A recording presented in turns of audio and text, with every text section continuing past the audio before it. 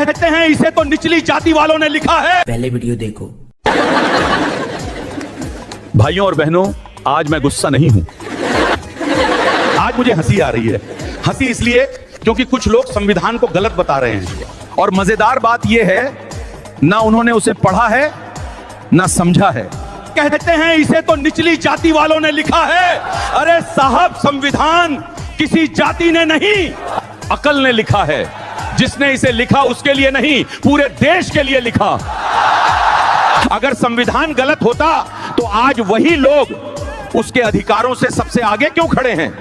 संविधान ने किसी को छोटा नहीं किया, इसने सिर्फ घमंड और नफरत को छोटा किया है। इसलिए मेरी बात ध्यान से सुनो।